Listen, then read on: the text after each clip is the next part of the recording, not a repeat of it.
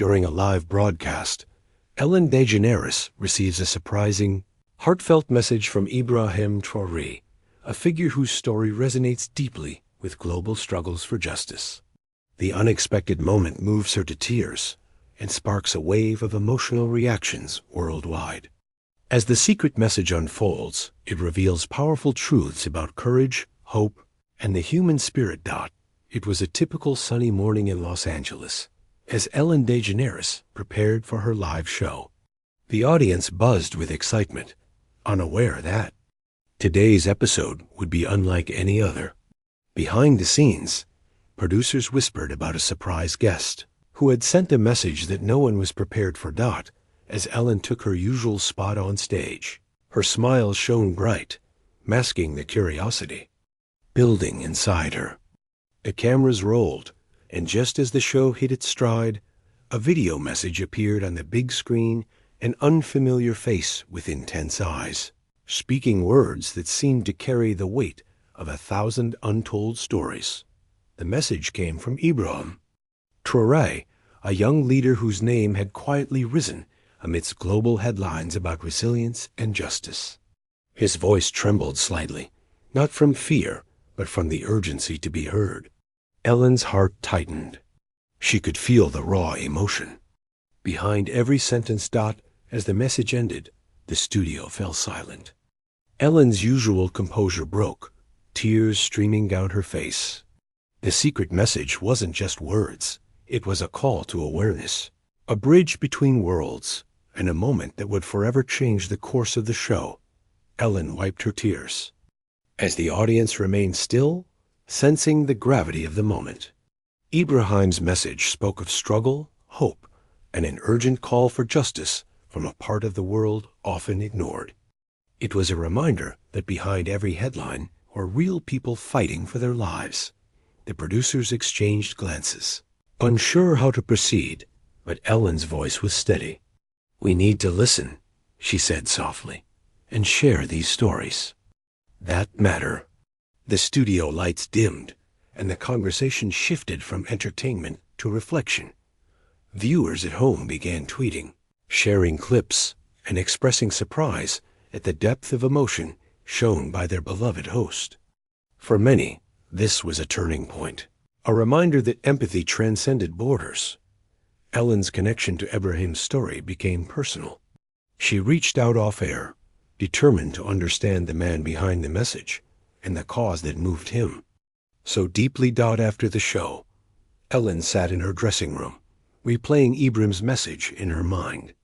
She researched his background, learning about his leadership in West Africa and the risks he faced. It was a story she wanted to tell fully. Her team arranged a call with Ibrahim.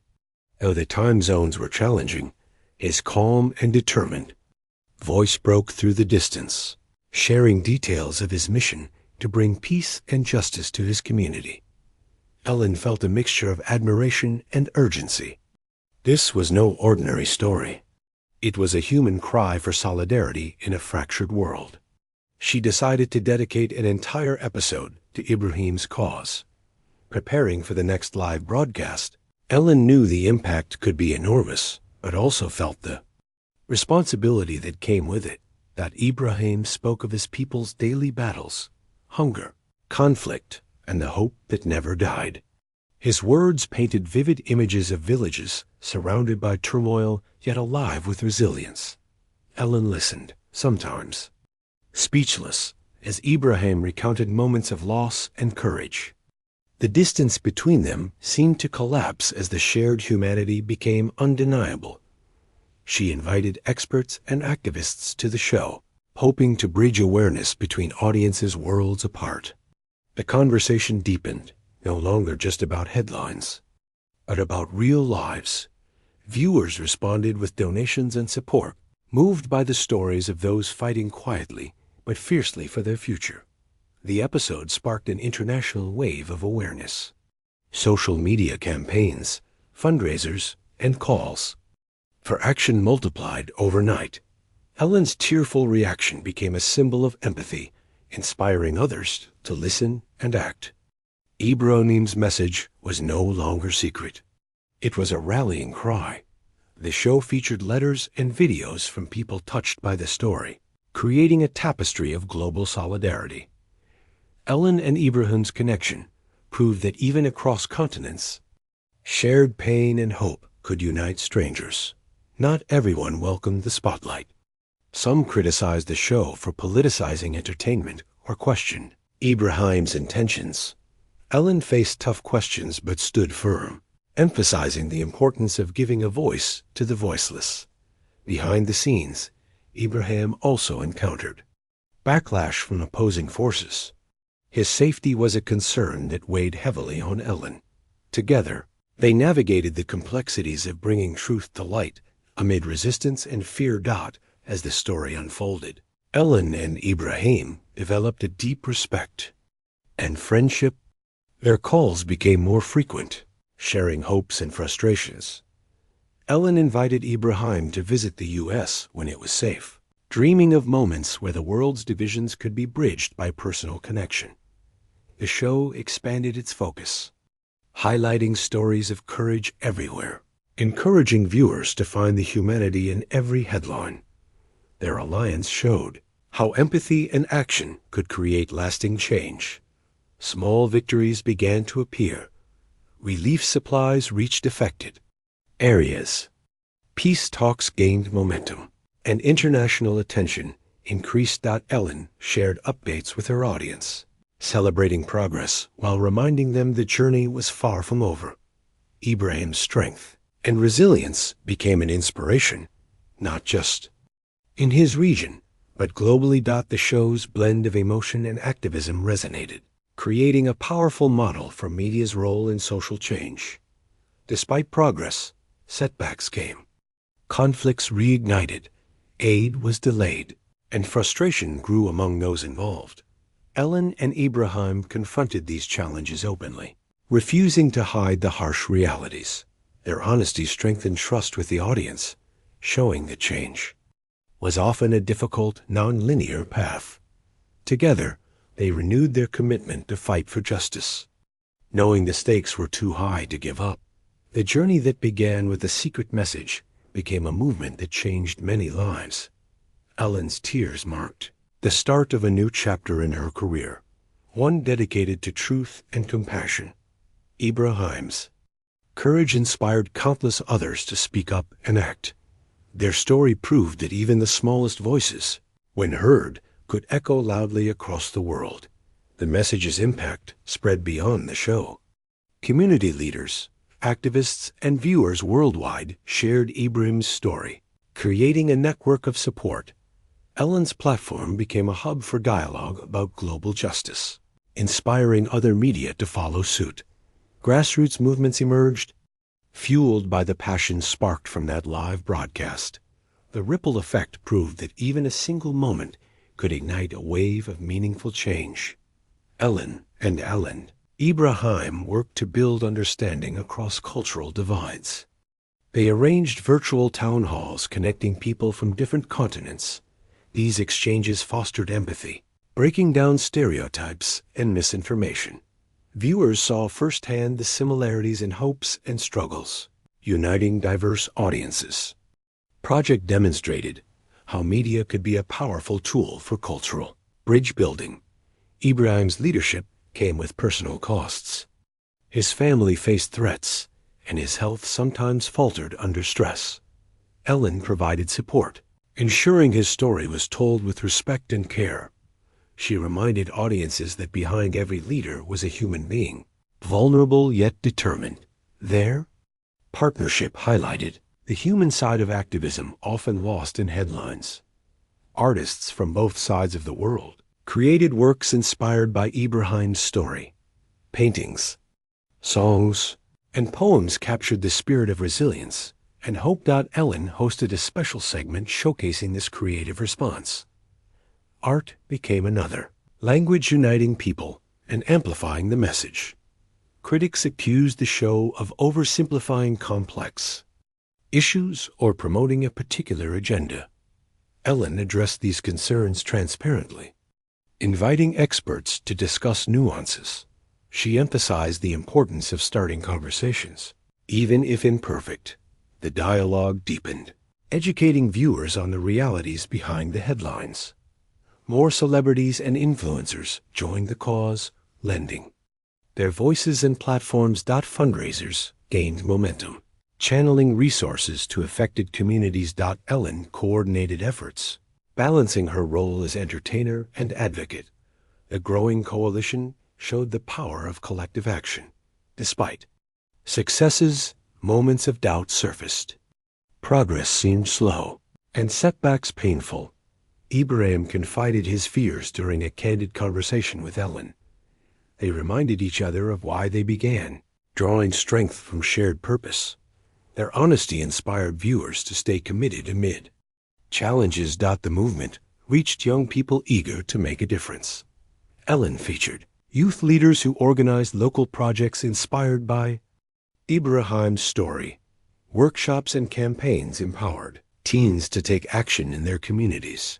The next generation became vital voices in the ongoing struggle. Ellen and Ibrahim partnered with international organizations to expand their impact. Collaborations brought resources, expertise, and visibility to the cause. Together, they developed sustainable programs addressing education and health. The alliance marked a milestone in turning awareness into lasting change. Stories of healed communities and renewed lives emerged, fueling optimism. Ellen shared these successes with heartfelt gratitude, celebrating resilience. Ibrahim expressed hope that the world was finally listening. Their journey reminded everyone that even in darkness, hope can be rekindled. As the movement grew, unlikely allies appeared. Former skeptics began supporting Ibrahim's cause after witnessing its impact firsthand. Ellen welcomed these new voices, believing that change required unity beyond differences. The studio buzzed with excitement over fresh collaborations. It was proof that even in a divided world, bridges could be built through shared humanity and hope. With increased visibility came scrutiny. Media outlets questioned motivations and scrutinized every move. Ellen and Ibrahim responded with transparency, holding open forums to address concerns. They reminded audiences that truth often faces resistance, but must be pursued regardless. The pressure tested their resolve, but also strengthened their message's authenticity. Ibrahim extended a heartfelt invitation to Ellen to visit his community. Despite safety concerns, she accepted, eager to witness the realities behind the headlines. The visit promised to deepen understanding and further humanize the story. Preparations began as anticipation and nerves mingled on both sides of the globe. Ellen arrived, greeted by vibrant but fragile hope. She saw children playing amid hardship and families striving for peace. Ibrahim's leadership was evident in every smile and tear. The experience reshaped Ellen's perspective, fueling her determination to amplify these stories to the world. It was a moment of profound connection and commitment. During her stay, Ellen met survivors and heroes who embodied resilience. Their stories of courage inspired her and the audience she represented. She shared these narratives live, blending compassion with advocacy. Each tale became a thread in the larger tapestry of human endurance and hope. The message was clear: no one is invisible. Back home, Ellen hosted discussions connecting international voices. Experts, activists, and community members explored solutions and shared insights. The dialogue enriched the movement, encouraging collaborative problem-solving. Viewers felt part of a larger effort, empowered to contribute and learn. The conversation was evolving into a global call to action. Ibrahim's role weighed heavily on him. The constant demands and threats were taxing. Ellen offered support, reminding him of the importance of self-care and community backing. Their friendship deepened as they navigated challenges together. It became clear that leadership, while isolating, could be sustained through solidarity. Youth engagement soared. Inspired by Ibrahim and Ellen, young activists launched initiatives. Worldwide, social media buzzed with creative campaigns promoting justice and peace. Ellen highlighted these efforts on her show, nurturing hope in future leaders. The movement gained vitality from this fresh energy and passion. To further understanding, Ellen organized cultural exchanges between communities. Art, music, and stories flowed across borders, enriching perspectives. These events celebrated diversity, while emphasizing shared dreams. The initiative broke down barriers, illustrating the power of empathy and cultural connection in fostering peace. After years of work, Ellen and Ibrahim paused to reflect on their journey. They acknowledged victories and setbacks, grateful for every lesson. Their bond, forged through trials and triumphs, symbolized the potential of human connection. They renewed their commitment to the cause, knowing the road ahead was long but hopeful. Ellen and Ibrahim focused on deepening local engagement. They encouraged communities to share their own stories, creating a grassroots network of support. Small victories in villages inspired neighboring areas to join the cause. The movement's heart beat strongest where people connected directly, reminding everyone that change grows from the ground up. Recognizing the impact of personal narratives, Ellen launched a segment highlighting individual experiences. These stories gave faces and names to abstract issues, making distant struggles relatable. Viewers responded emotionally, sparking empathy and action. The power of storytelling became a crucial tool in sustaining momentum and humanizing the fight for justice. Challenges persisted as political tensions rose and resources dwindled. Ibrahim and Ellen faced discouragement, but refused to surrender. They adapted strategies and sought new partnerships to keep projects alive. Their resilience inspired followers to persevere, showing that setbacks are part of any meaningful journey toward change. Cultural festivals were organized to honor traditions and foster unity. Music, dance, and art became avenues for healing and expression. Ellen joined celebrations, emphasizing the richness of cultural identity even amid hardship. These events strengthened community pride and highlighted diversity as a source of strength, not division. With growing recognition, Ellen and Ibrahim's message reached policymakers and global leaders. Invitations to conferences and summits offered platforms to advocate for sustained support. Their candidness and passion resonated, shifting dialogues toward inclusive and people-centered approaches. Influence expanded from media into the realm of tangible policy impact. Both Ellen and Ibrahim experienced profound personal transformations. Ellen found new purpose beyond entertainment, while Ibrahim gained confidence navigating international spaces. Their partnership nurtured growth through mutual learning and shared challenges. This evolution underscored how activism changes not just communities, but also those who lead it. Public scrutiny intensified as critics questioned motives and methods. Ellen addressed these with honesty, engaging critics in open discussions. Ibrahim's integrity helped counter misinformation. Together, they maintained focus on their mission, demonstrating that transparency and dialogue are essential in sustaining trust. Amid struggles, moments of celebration reminded everyone of progress made. Earth Days, community projects, and simple smiles offered hope and motivation. Ellen shared these uplifting stories, balancing the narrative with positivity. Joy became a powerful reminder that even in hardship, life and happiness endure. Ellen and Ibrahim prioritized youth education and leadership development. Scholarships, workshops, and mentorship programs equipped young people to continue the fight. Investing in the next generation ensured sustainability and fresh energy for the movement. Their legacy depended on empowering those who would inherit the cause. The story that began with a secret message evolved into a global movement of hope and resilience. Ellen and Ibrahim stood united, proud of how far they'd come yet mindful of the work ahead. Their journey symbolized the power of empathy, courage, and connection. The future was no longer uncertain. It was a path illuminated by collective determination. The spotlight faded, as it always does.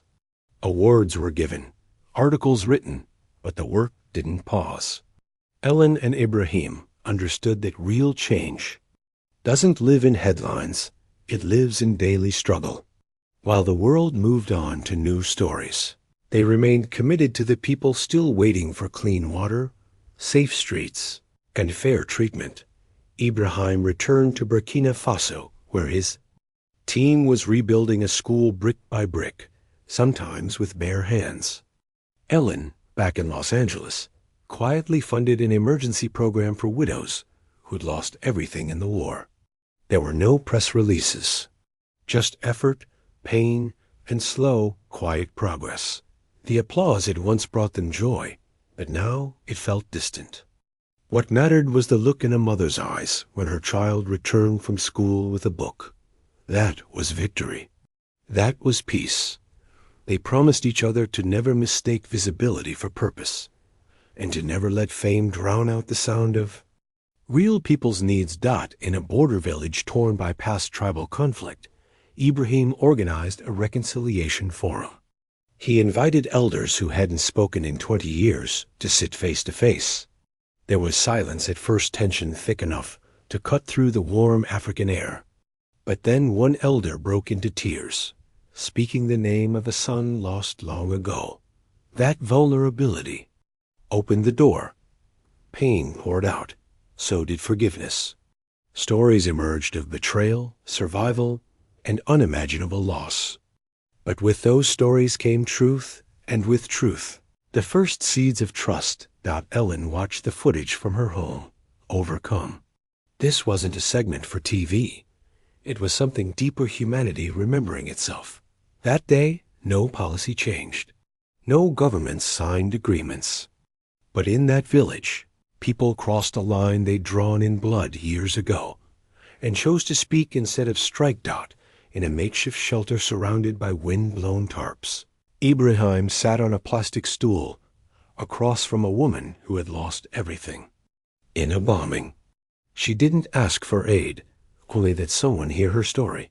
Her voice trembled as she spoke of the night the sky caught fire, of the child she could not save. Ibrahim said little. He just listened. His eyes didn't flinch. He didn't try to fix anything in that moment. He just bore witness to her pain. Ellen saw this in him too. Whenever someone spoke, whether in a refugee camp or on a stage, he truly listened. Not with pity, but with presence. And that, they realized, was the greatest gift they could give.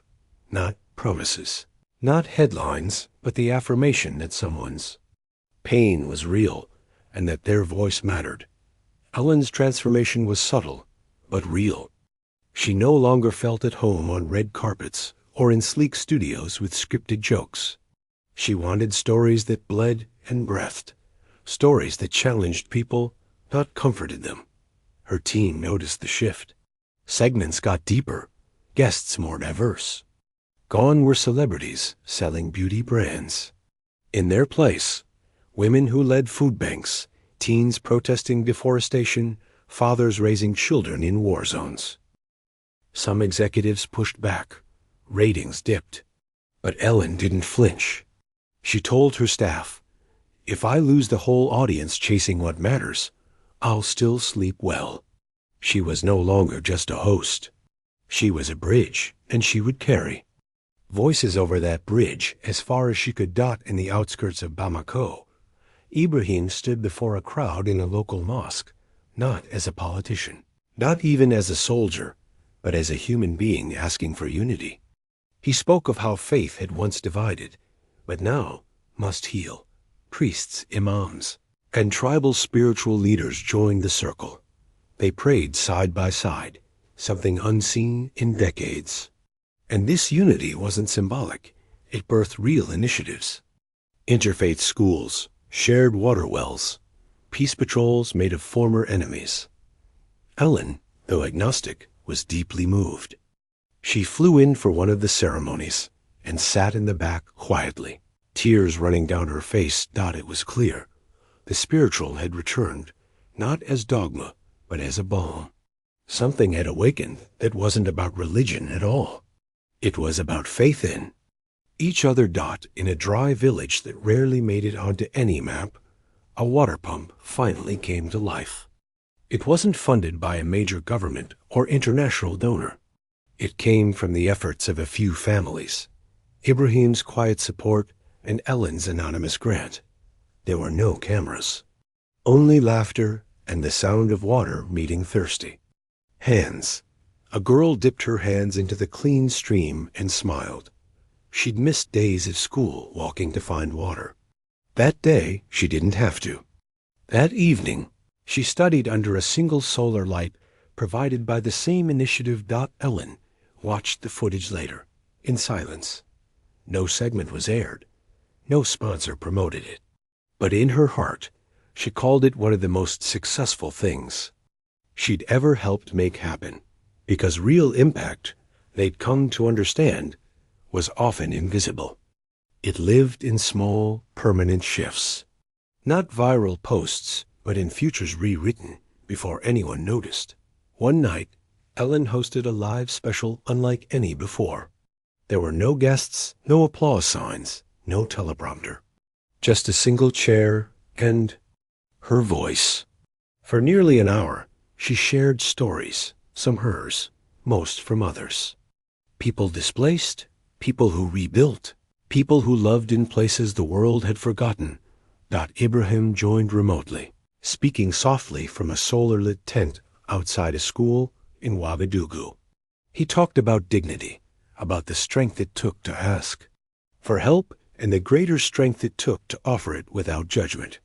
The broadcast reached millions, not because it shocked, but because it told the truth without filters. No performances, no spectacle, just lives laid bare. That night, people across continents cried together. For once, a show wasn't trying to sell anything. It was just trying to connect. During a trip to a newly liberated zone, Ibrahim and his team were caught in a sudden military raid. Communications went dead. For 3 days, Ellen didn't hear from him. Her team called embassies. Her chest tightened each time her phone buzzed, afraid it would bring the worst. She kept working, but couldn't focus. She reread the last text he'd sent. "We just finished with the orphans. They're stronger than we are." The silence that followed was unbearable. When he finally surfaced, safe but shaken, Ellen broke down in tears on a video call. Ibrahim smiled through cracked lips and bruised eyes. "We made it," he whispered. "They made it." From then on, she stopped saying, "Be careful," when he left for the field. Instead, she said, "Come back to tell the story." Ibrahim once said, "We don't need to follow models, we need to listen." So instead of top-down aid programs, they began funding community-led solutions. A group of women turned old uniforms into backpacks for students. A retired mason rebuilt storm-damaged homes with free labor from teenagers he trained. Ellen funded the microgrants herself, quietly. She called them fire starters, just enough to spark something already waiting. To burn bright, no paperwork, no boards, just trust. The results were staggering, not measured in profits, but in pride. In places where help had always felt foreign, people were now helping themselves and each other. It was messy. It was slow. But it worked. And that, to both of them, was the only kind of success that mattered.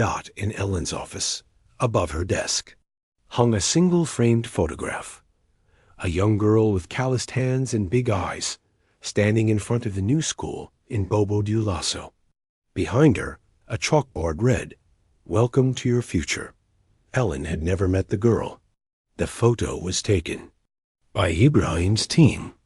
But every time Ellen looked at it, she remembered why she'd said yes to all of this. The discomfort, the criticism, the risk. Fame had once filled her office with awards and magazine covers. Now, there were only letters from students, photos from clinics, and scribbled drawings from refugee camps. One day, during an interview, someone asked her, "What do you consider your greatest achievement?" She pointed to the girl in the picture. "That she can read," Ellen said. "That's it. That's the answer." In the towns they'd once visited, young people began leading. Not just speaking, but organizing. A teenage girl in Mali started a mobile school under a tree. A disabled teacher in Senegal launched an online learning program using second-hand laptops from Ellen's foundation. But Ibrahim didn't intervene. He mentored from a distance. Ellen didn't promote them with viral clips. She sat with their stories, amplifying what they truly needed. Space, not spotlight. The movement had shifted. It no longer belonged to two people. It was bigger than Ellen's name or Ibrahim's presence. It was growing on its own. That, they realized, was the point. Leaders aren't those in front of the crowd, but those who make sure others are seen. Not everyone applauded. Accusations arose of influence, bias, ego. Talk shows questioned Ellen's intentions. A former partner accused Ibrahim of Western romanticism. The internet, as it always does, twisted stories for headlines. At first, Ellen bristled. But then she paused. "If criticism is the price of trying, I'll pay it," she told her team. Ibrahim, more accustomed to resistance, reminded her, change is always uncomfortable for the ones benefiting from the way things were. They answered the critiques not with rebuttals, but with action. The food program expanded. A maternal health center opened. The work spoke louder than any post. And slowly, some of the loudest voices fell quiet, not silenced, but faced with undeniable results. One evening, Ibrahim returned to the same field where he first filmed the video that had reached Ellen years ago. The tree still stood. The dirt hadn't changed, but everything around it had. A new clinic, a library, children playing soccer barefoot, but laughing with abandon. He asked one boy what he wanted to be. "A radio host," he grinned. "Like Ellen." Ibrahim smiled, heart swelling. Ellen watched. A video of the moment later and laughed. "Tell him I'll give him my mic when he's ready." Sometimes life didn't move forward, it came full circle. But when it returned, it brought more life with it. In a border town once ravaged by raids, something extraordinary happened. The people slept through the night. For the first time in years, there were no gunshots, no screams, just crickets and silence. The local peace committee, formed with Ibrahim's guidance, had negotiated a truce. It held. The streets stayed calm. The children walked to school in the morning without looking over their shoulders. Ellen received a voice note from one of the teachers. "Today," she said, "was the first normal day we've had in a decade, and it was beautiful." Normalcy, they learned, could be revolutionary. Ellen knew her time at the front was ending. She began stepping back gently, intentionally. She introduced new hosts, younger voices. She mentored them, but didn't control them. She taught them to listen, to carry the stories, not steal them. Ibrahim did the same. He began spending more time training organizers than leading marches. He believed in evolution, that real leadership is temporary. In one final joint event, they sat on stage side by side and said nothing for a full minute. Just silence. Just presence. The crowd understood. Then Ellen said simply, "It's your turn." And the place erupted in applause, not for them, but for what would come next. A team of documentarians, once students of Ellen, COMPILED footage spanning years, clips never aired, moments never posted. Mothers giving birth in silence. Ibrahim washing his own wounds in a river. Ellen hugging a janitor behind the stage after a hard shoot. They called it the Unseen Archive, a raw, unscripted, imperfect history of a movement that chose humanity. Over perfection, it wasn't glossy. It didn't trend. But those who saw it never forgot it. Because the truth, when shown without polish, is the most unforgettable thing of all. Ellen was no longer recognized for punchlines or dance moves. Now people stopped her to say, "You helped me see the world differently." Or, "Because of you, I listened when my neighbor cried." That, to her, meant everything. She didn't need stages anymore. Her influence lived in whispers in how people treated each other in grocery lines, in schools, in broken places. Ibrahim's face never made it onto magazines. But his name lived on the lips of young activists who cited him as the reason they started. And in a world obsessed with going viral, they had created something better, something rooted. Ibrahim built a small home on the edge of the city, near the school he'd helped rebuild.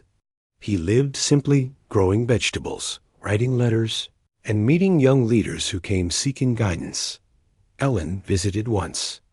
They sat on the porch drinking tea, watching a girl ride her bike down the dusty road.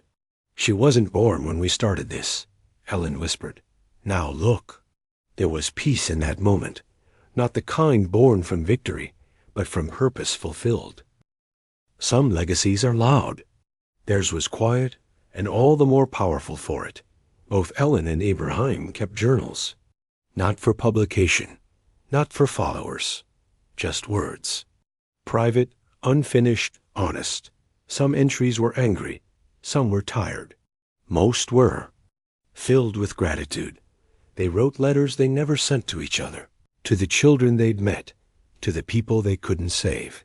It was their way of remembering, of releasing. In one entry, Ellen wrote, "I didn't know the world could be this broken, but I also didn't know it could be this beautiful." And that, perhaps, was the paradox that kept them going.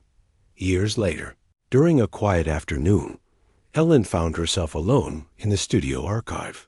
On an old screen, she replayed the original message from Ibrahim, the one that started it all. The young man in the video looked tired, brave, uncertain. His voice cracked slightly as he asked for nothing only that the world listen. Tears filled her eyes again, just like the first time. But this time, they weren't for shock or sorrow. They were for the journey, for everything that came after. She called Ibrahim that night. No formalities, no big words, just "thank you." And from across the ocean, he replied, "We listened." That was enough.